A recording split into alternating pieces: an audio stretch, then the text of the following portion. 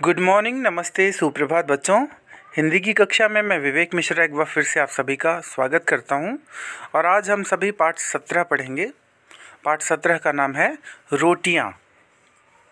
जैसा कि शीर्षक से ही स्पष्ट है यहाँ पर, वैसे मनुष्य को जीवन जीने के लिए 3 मूलभूत आवश्यकताएं होती हैं: रोटी, कपड़ा और मकान। तो जो सबसे पहली आवश्यकता है रोटी, उसी शीर्षक को बनाकर यहाँ पर लेखक ने एक कहानी आप सभी के समक्ष प्रस्तुत की है। बड़ी ही रोचक कहानी है। शायद आपने पहले पढ़ी हो और नहीं पढ़ी हो, तो आज मैं ये कहानी आप लोगों के समक्ष प्रस्तुत करने जा रहा हूँ।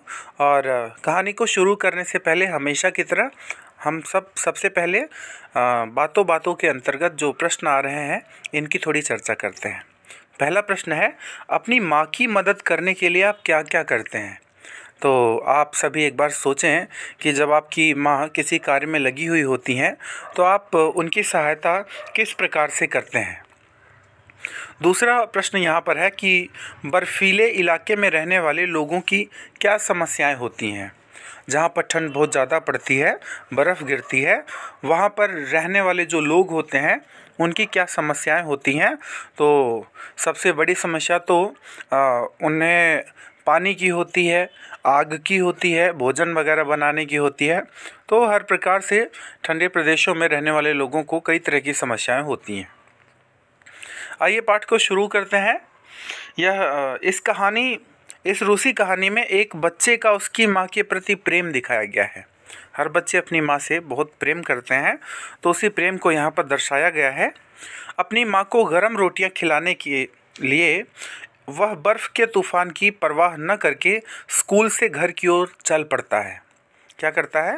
वह अपनी माँ को गर्म रोटियां खिलाने के लिए वह बर्फ़ के तूफ़ान की परवाह न करके स्कूल से घर की ओर चल पड़ता है और रास्ते में तूफ़ान में फंसकर बर्फ़ में दब जाता है। उसकी माँ और मैट्रन उसे खोजकर घर लाती हैं। यह माँ बेटे के प्रेम की अनुपम गाथा है। तो माँ और बेटे का जो अनुपम प्रेम है उसे हम इस पाठ में पढ़ेंगे। आइए पाठ को शुरू करते हैं। सर्दियों के दिन थे, ठंडी का दिन, सर्दियों के दिन थे। स्कूल की मैट्रन अन्ना मिखाइलोवना ने एक दिन स्कूल में दावत दी थी। दावत का मतलब होता है न्योता देना, आमंत्रित करना भोजन के लिए, तो दावत कहते हैं उसे। तो स्कूल की मैट्रन अन्ना मिखाइलोवना ने एक दिन स्कूल में दावत दी थी। बहुत से अतिथि आए थे, बहुत से मेहमान आए थे। उसी स्कूल का एक गरीब लड़का माल्यूइस नाम था उस लड़के का। तो उसी स्कूल का एक गरीब लड़का माल्यूइस दावत से एक दिन पहले ही अन्ना मिखाइलोवना के पास पहुंच गया था। दावत की तैयारियों में अपनी मैट्रन मतलब वो जो हॉस्टल में काम करने वाली होती हैं, तो अपनी मैट्रन का हाथ बटाने मतलब उसकी सहायता करने, उसकी मदद करने। गरम और ताज़ी रोटियों की दावत थी। माल्यूस ने रोटियां बनती देखी तो उसे अपनी माँ का ख्याल आ गया। माँ ने बहुत दिनों से गरम रोटियां नहीं खाई थी, हालांकि उन्हें गरम गरम रोटियां बहुत पसंद थीं। तो इस पाठ को एक बार फिर से देखेंगे कि सर्दियों के दिन थे। स्कूल के मैट्रन अन्ना मिखाइलोवना ने एक दिन अपने स्कूल में दावत दी। बहुत से मेहमान आए और स्कूल का एक गरीब लड़का जिसका नाम माल्यूस होता है, वह दावत से एक दिन पहले ही अन्ना मिखाइलोवना के पास पहुंच गया था, दावत की तैयारियों में मैट्रन का हाथ बटाने, उनकी मदद करने। गरम और ताज़ी रोटियों की दावत थी। माल्यूस ने रोटियां बनती देखी तो उसे अपनी माँ का ख्याल आ गया। माँ ने बहुत दिनों से गरम रोटियां नहीं खाई थी, हालांकि उन्हें गरम रोटियां पसंद थीं। तो यहाँ पर बताया गया है कि माँ को गरम रोटियां पसंद थी, लेकिन बहुत दिन हो गए थे कि माँ ने गरम रोटियां नहीं खाई थी, ऐसा माल्यूस ने सोचा। आइए देखते हैं आगे। दावत शुरू हो गई तो माल्यूस अपने आप को रोक नहीं पाया। कहीं रोटियां ख़त्म हो गई तो, इसलिए उसने पहले ही अन्ना मिखाइलोवना से पूछ लिया, आंटी, मैं कुछ गरम गरम रोटियां माँ के लिए ले जाना चाहता हूँ, ले जा सकता हूँ ना? बड़े ही प्यार से जो है माल्यूस ने अन्ना से कहा। क्यों नहीं? मैट्रन ने प्यार से उसके गाल को थपथपाते हुए कहा। मतलब वो जो मैट्रन थी उन्होंने स्वीकृति दी कि आप रोटियां ले जा सकते हैं। दावत खत्म हुई तो माल्यूस ने घर चलने के बारे में सोचा। तो जब दावत खत्म हुई तो माल्यूस ने सोचा कि अब मैं घर निकलता हूँ। तभी अन्ना मिखाइलोवना का ध्यान बाहर की तरफ गया। अचानक बर्फ़ गिरने लगी और चारों ओर अंधेरा छा गया, जैसे रात उतर आई हो। हालांकि अभी रात होने में देर थी। ख़राब मौसम होता देख अन्ना को चिंता हुई। ओह माल्यूस, बाहर तो बहुत बर्फ़ गिर रही है। ओह माल्यूस, बाहर तो बहुत बर्फ़ गिर रही है। इस खराब मौसम में तुम घर कैसे जा सकोगे? माल्यूस ने खिड़की से झांक कर देखा तो क्षण भर के लिए वह निराश हो गया। मगर जैसे ही उसे अपनी माँ के लिए गरम गरम रोटियां ले जाने की याद आई, वह उत्साहित होकर बोला, आप मौसम की चिंता न करें आंटी, मेरे पाँव अपने घर तक का रास्ता अच्छी तरह पहचानते हैं। मतलब वो किसी भी हाल में घर जाना चाहता था, अपनी माँ को वह रोटियां खिलाना चाहता था। अन्ना मिखाइलोवना माल्यूस के मन की बात समझ गई थी, इसलिए ज़्यादा विरोध नहीं कर सकी। अनमने मन से, बिना मन से उन्होंने माल्यूस को जाने की आज्ञा दे दी।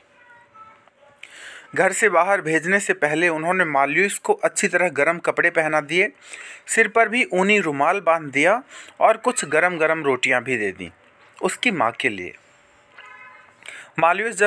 माल्यूस जब मैट्रन से विदा लेकर चला तो एक काले रंग का कुत्ता ब्लैकी भी माल्यूस के साथ चल दिया। उन दोनों में अच्छी दोस्ती थी। अन्ना मिखाइलोवना उन्हें छोड़ने दरवाजे तक आईं तो उन्होंने महसूस किया कि मौसम लगातार ख़राब होता जा रहा है। बर्फ़ के बड़े बड़े गुबार मतलब जो एक मैल होता है उस तरह का, तेज़ हवा में सरसराते उड़ रहे थे। धुंध, जो कोहरा था, इतनी अधिक बढ़ गई थी कि 2-3 हाथ की दूरी पर भी कुछ दिखाई नहीं दे रहा था। बर्फ़ और कोहरे ने उजाले को पूरी तरह ढक लिया था। अन्ना ने फिर एक बार माल्यूस को रोकना चाहा, किंतु कुछ सोचकर वे चुप हो गईं, क्योंकि उनके मन में बच्चे के प्रति जो माँ की ममता थी वो बार बार आ रही थी। माल्यूस और ब्लैकी, जो उनका कुत्ता था, कुछ दूर जाकर ओझल हो गए।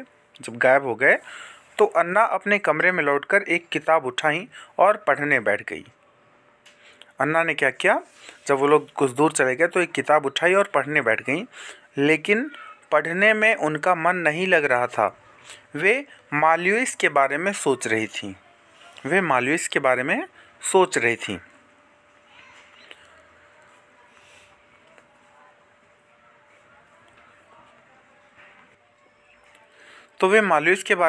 रही थीं और रह रहकर खिड़की से बाहर झांक लेती थीं।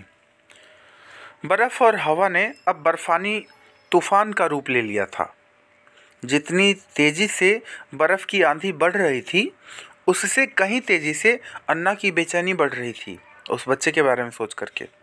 अचानक उन्होंने कुछ सोचा और तेज़ी से गर्म कपड़े पहनकर बाहर गली में निकल आईं। जब अकेले जाने की हिम्मत नहीं पड़ी तो उन्होंने पड़ोस के एक लड़के इवान को साथ ले लिया। बर्फीली हवा के थपेड़े का अर्थ होता है चपत, चपेटा या धक्का। तो बर्फीली हवा का जो धक्का था वो और भी तीखा हो गया और भी तेज हो गया। बर्फीली हवा के थपेड़े और तीखे हो गए थे। दूर दूर के मकानों में जलने वाली रोशनी कोहरे का सीना चीरकर कभी नज़र आ जाती थी। क्या होता था कि दूर दूर के मकानों में जलने वाली रोशनी कोहरे का सीना चीरकर कभी कभी नज़र आ जाती थी। इवान अपने साथ लाई छड़ी से रास्ता टटोलता हुआ आगे बढ़ रहा था और अन्ना बहुत संभल कर तेज़ी से उसके पास चल रही थी। जल्दी जल्दी उसके साथ चल रही थी, उसके पीछे पीछे। काफ़ी देर और बड़ी कठिनाई से वे लोग माल्यूस के घर पहुँचे, जो स्कूल से बहुत अधिक दूर भी नहीं था। तो अभी वीडियो के पहले भाग में हम यहाँ तक पढ़ेंगे और इससे आगे की जो कहानी है वो मैं वीडियो के दूसरे भाग में आप सभी के सामने प्रस्तुत करूँगा। तो आशा करता हूँ कि यहाँ तक यह कहानी आपको अच्छी तरह से समझ में आ गई होगी। धन्यवाद। आपका दिन शुभ और मंगलमय हो।